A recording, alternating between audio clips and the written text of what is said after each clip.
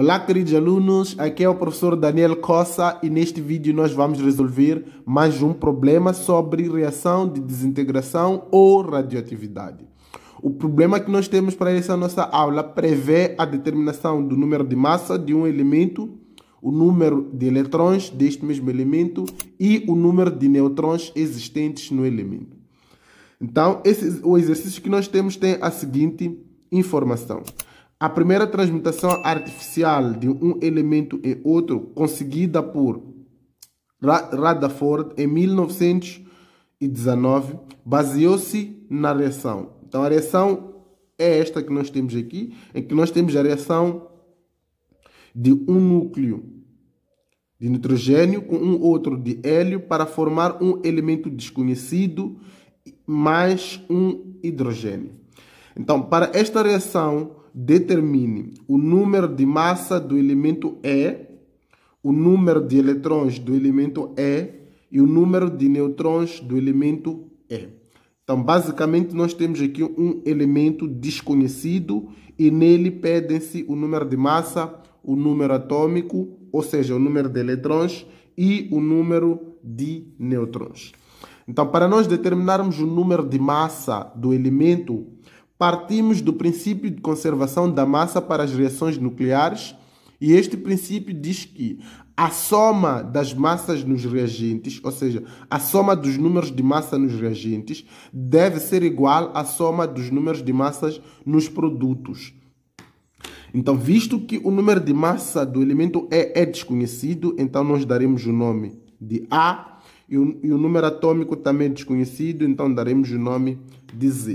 Então, basicamente, o nosso propósito aqui é determinar o valor do A e o valor do Z. Para tal, na linha A, para determinarmos o número de massa, tal como já disse, temos que aplicar o princípio de conservação da massa. E segundo este princípio, se somarmos os números de massas nos reagentes, devemos ter o mesmo valor se somarmos os números de massa nos produtos. Ou seja, 14 mais 4 deve ser igual a A mais 1. Então, partindo desta ideia, somarmos esses dois números. Então, 14 mais 4 será igual a 18, igual a A mais 1. Como o nosso propósito é determinar o valor do A, e o valor do A está no segundo membro, então o que nós devemos fazer aqui é trocar os membros. Passamos o que está no segundo membro para o primeiro membro e passamos o que está no primeiro membro para o segundo membro. Ao fazermos essa troca, os elementos ou os números envolvidos não mudam de sinal, porque nós estamos a trocar os membros. Então, nessa mudança de membros não há mudança de sinal. Então, nesse caso, teremos A mais 1 igual a 18. Então, o A será igual. O 1 aqui é positivo. Quando passa para o segundo membro, passa a ser negativo. E ficamos com 18 menos 1. Então, o A será igual a 18 menos 1 será igual a 17. Então, dessa forma, determinamos o valor do A, ou seja, o número de massa do elemento E. Passamos agora para a linha B, em que pede-nos para determinar o número de eletrões do elemento E. Para determinarmos o número de eletrões do elemento E, temos que saber que para um núcleo ou um elemento neutro, o número de eletrões é sempre igual ao número de prótons, que por sua vez é igual ao número atômico deste elemento. Então, determinar o número de eletrões significa determinar o número atômico do elemento químico. Então, nesse caso, o objetivo é determinar o número atômico do elemento químico, pois o número atômico é exatamente igual ao número de eletrões. Então, tendo em conta isso, para determinar o número atômico do elemento químico, temos que aplicar o princípio de conservação da carga, que diz que a soma dos números atômicos nos reagentes deve ser igual à soma dos números atômicos nos produtos. Ou seja, a soma da carga que nós temos nos reagentes deve ser igual à carga que nós temos nos produtos. Tendo em conta que o número de eletrões é igual ao número atômico e um eletrão é uma carga, então significa que se nós somarmos os eletrões que nós temos nos reagentes, vamos ter o mesmo número nos produtos. Logo, 7 mais 2 deve ser igual a Z mais 1. Então, 7 mais 2 será igual a 9, igual a Z mais 1. Então, a mesma regra que nós aplicamos deste outro lado, vamos aplicar aqui. Vamos trocar os membros. E nessa troca de membros não há mudança de sinal. Então, ficamos com Z mais 1 igual a 9. Logo, Z será igual a 9 menos 1. E 9 menos 1 será igual a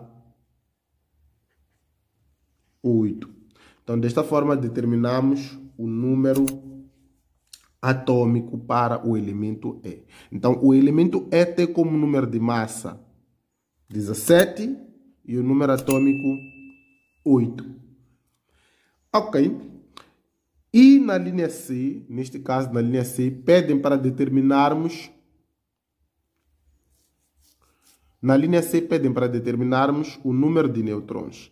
Então, para determinarmos o número de nêutrons na linha C, nós só precisamos lembrar a fórmula que diz que a massa é igual à soma do número atômico pelo número de nêutrons. Ou seja, o número de massa é a soma do número atômico pelo número de nêutrons. Então, partindo desta fórmula, podemos isolar o número de nêutrons. Trocando os membros mais uma vez, ficamos com Z mais N igual a A. Então, o Z será igual a A. Desculpem-me, o N, que é o número de nêutrons, que é o que nós queremos determinar, será igual a A. Este Z positivo passa para o segundo membro, passa a ser negativo. Então, ficamos com A menos Z. Logo, N é igual. A menos Z, teremos 17, que é o valor do A, que é o número de massa, menos Z, que é 8. Então, ficamos com N igual a 17 menos 8. E 17 menos 8 será igual a 9. Então, o número de nêutrons para este nosso problema é 9. Então, espero que vocês tenham compreendido muito bem a resolução deste nosso exercício, nosso primeiro exercício. E, caso tenham gostado da explicação, deixem o vosso like, inscrevam-se no canal, partilhem o vídeo com amigos para que mais pessoas possam assistir esse vídeo e isso vai ajudar muito no crescimento do canal. Não se esqueça de ativar o sino de notificações para não perder qualquer atualização de vídeos que nós vamos fazer neste canal. Muito obrigado, até a próxima aula.